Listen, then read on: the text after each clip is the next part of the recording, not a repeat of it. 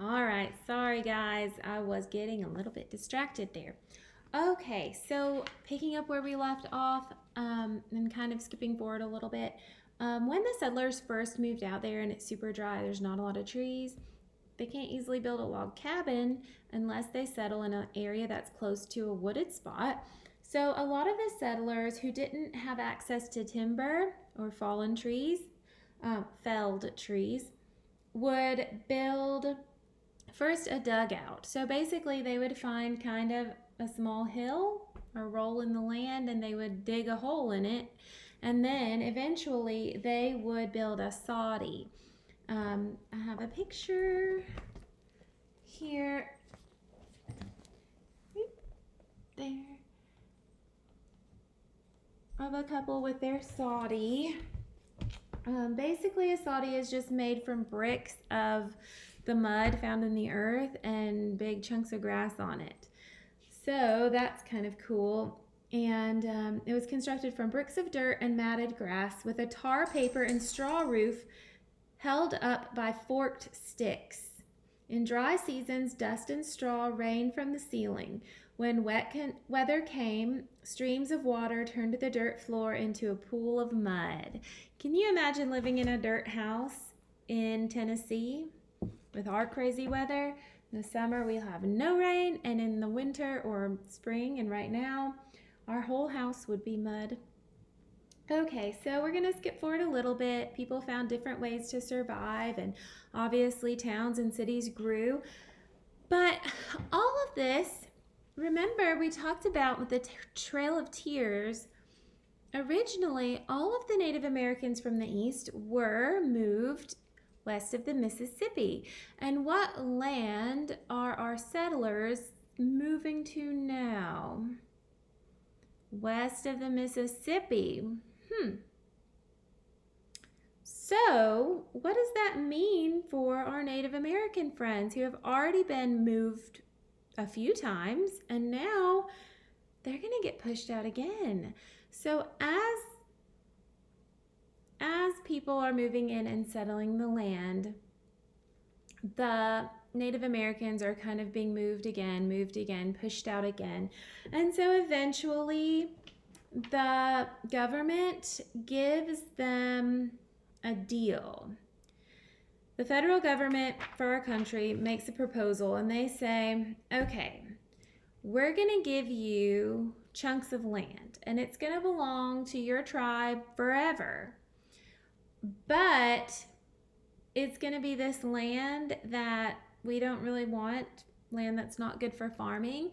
And you have to stay there and you have to keep peace between you and the settlers. So eventually, the tribes from the Great Plains area said, okay, we'll take your deal. And for a while, it worked out. For a while, the Native Americans stayed on their reservations and the settlers settled outside of those areas and there was peace. But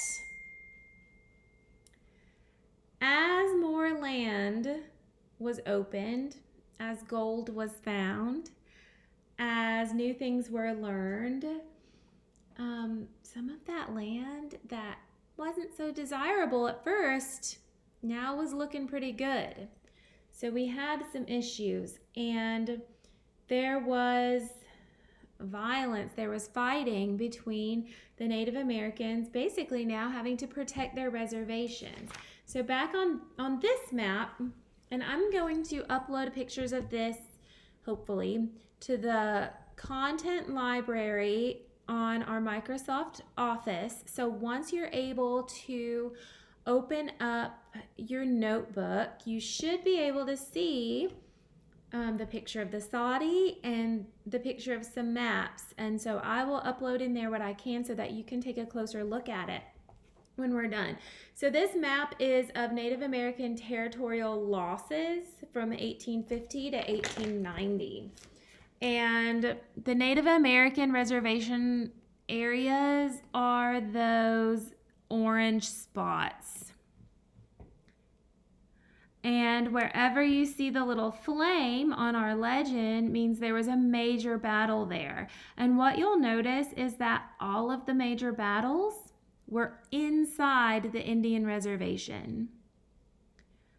So that would lead me to believe that there was only fighting and violence because the Native Americans were having to protect their land again. Now, there are a few flames that are outside, but for the most part, they are all within that Native American territory. So we're going to read about one of the most famous battles from this time. It happened in 1874. It's called the Battle of Little Bighorn. You may have heard of General Custer, Custer's last stand, and this is the story of him, so I'm going to read it to you. In 1874, Colonel George Armstrong Custer led an expedition that discovered gold in the Black Hills. Within months, thousands of miners converged on the reservation. While the Army struggled to keep prospectors from trespassing on Sioux property, government officials tried to buy the land. So here we are in the Black Hills of the Dakota areas, and gold's been found. Now, it's on an Indian reservation for the Sioux. Sioux being spelled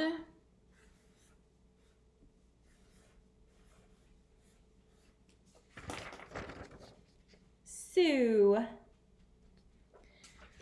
So the Sioux are just on their reservation, and General Custer comes in to lead an expedition, and he knows there's gold. There are some miners, they're trying to find some gold, but he's doing his best to keep them away from that border of the reservation and try to keep peace. The government knows there's gold, so they say, "Hey guys, can we buy this land from you?" And the Sioux say, "Nope, sorry, we're not selling." Sitting Bull, a leader of the Lakota Sioux, said, "I want you to tell the Great Father that I do not want to sell any land to that government." He added as he picked up a pinch of dust, "Not even this." Fed up, American soldiers allowed the miners to pour into Sioux hunting grounds, and the Army prepared for war. So basically, the Americans were not taking no for an answer. And no means no, right? So it was their land. The government promised it to be theirs forever. And now, because there's gold there, the Americans want it back. So they say, "We'll pay you for it." And Sitting Bull says, "No, I won't even sell you this speck of dust." So, in response, General Custer lets all the miners in, and they basically invade their good hunting ground. The Indians did too. In the spring of 1876, more than 5,000 Sioux, Cheyenne, and Arapaho warriors gathered along the Little Bighorn River for the summer buffalo hunt. 600 troops under General Custer were sent to track them and report position to the commanding general. When Custer came upon the Sioux camp, he saw an opportunity for glory. Rather than alerting his superiors, he divided his men into 3 columns and attacked the next morning. Led by Sitting Bull and Crazy Horse, the Indian warriors were ready.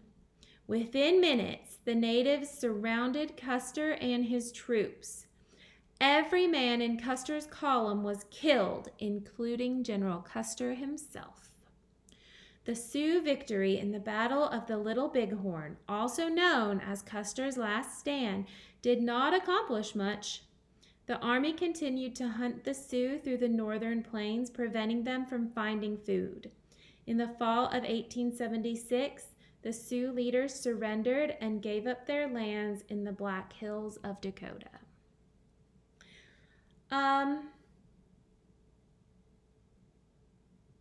This is reminding me of some other struggles going on in the country at this time.